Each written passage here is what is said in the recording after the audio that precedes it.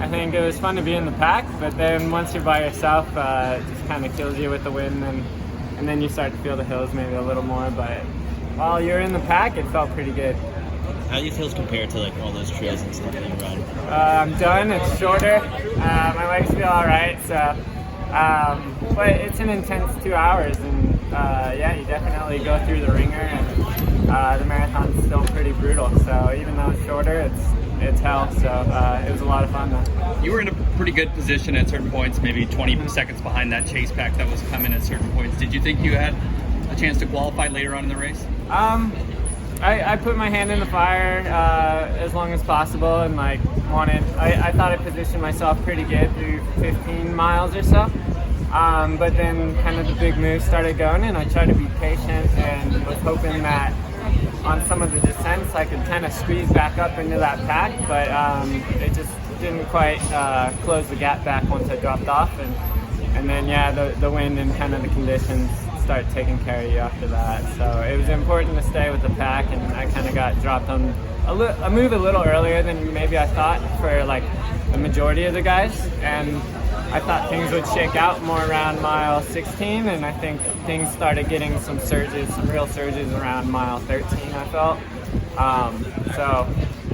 Yeah, it was interesting, and I put myself in a good position most of the race where I wanted to be and stay patient. So it's about as best as I could ask for, and today wasn't a good day. Are you happy with the result? Like, how do you feel about it? The place? It's not bad. I mean, it's such a long shot to get top 3 and close the gap. I think top 10 would have been a really great day, but I thought I competed my best today, and so there's no regrets with it. So I guess, yeah, I'm happy. A lot of sort of the ultramarathon haters, they were pinning their hopes on you, on proving everyone, like he could, he's going to do a real marathon, he's going to mix it up with everyone. Do you feel like you've repped the ultra community the way you wanted to? Does this result like show what you wanted to do? I hope I did. I feel like between all the training and I know I didn't want to not be in the front pack. I wanted to try to cover early moves a bit, not really go out in the front, but then strategically with the conditions today, you kind of know you're at the mercy of the pack a little bit, and going out in 105, I put my foot forward in there, and the men's field's really deep right now, and it was a hell of a race by tons of guys today. Where do you go from here for comrades training? Break first, so I think one of the struggles with this is I don't usually do like 14-week blocks, so I like kind of an 8 to 10 week block probably, and you don't find as much time to get yourself in trouble, where sometimes a longer block is great, but also sometimes you can find some ups and downs throughout that, as opposed to making it a little shorter. So I'll probably try to make the comrades block more of a 10-week block instead.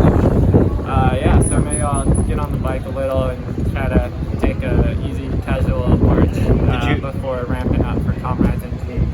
Did you ever consider taking the lead right from the gun? Well, I saw Brian Schrader way out there, and my heart wanted to be with him and trade off, but I think it was too windy to go out front. You're in the pack. The pack was hitting really good fast splits, way faster than I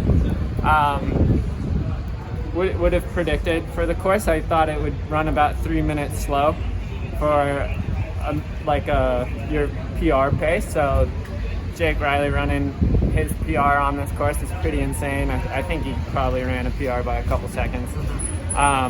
Galen Rupp, his PR is 2:06, ran 2:09. Like, I think 3 minutes was about fair, but once you get thrown off the pack, I like cycling. It's kind of like on a windy day like this, I think you just get thrashed a bit. So once I got dropped off the pack, it was a long way home. How does the hurt in a marathon compare to the hurt in an ultra? The hurt? The hurt. Like the hurt. When you're hurting. No, H-U-R-T. Hurt. Yeah, hurt.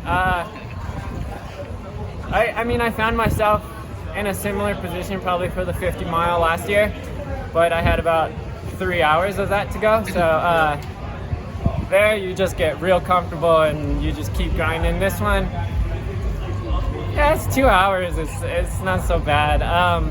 Maybe with better conditions, a little faster pace. Like, I could have found a little more momentum to keep attacking it, but you can rally to go 20, 30 more minutes a lot easier than you can rally to keep going for another 5, 6, 7 hours. Like, But the hurt kind of feels the same. It's over sooner. Is that what you're yeah, saying? maybe. I think if you do it right, you're gonna find the same hurt no matter what. But sometimes with an ultra, you are digging in the trenches and you're there. So it's beautiful in that way, and both of them. So yeah. Are you gonna do another one of these road marathons? Maybe. I think like you kind of. It's a little disappointing to come here and like have a hilly course in windy conditions. To like, I'm a 2:15 marathoner now. Like I don't feel like that's representative to a PR of what I could do, but yeah, that's the curse of running, whether it's a track or marathon or just something like that. You are your PR, and so yeah, I guess I'm a 2:15 marathoner until something different.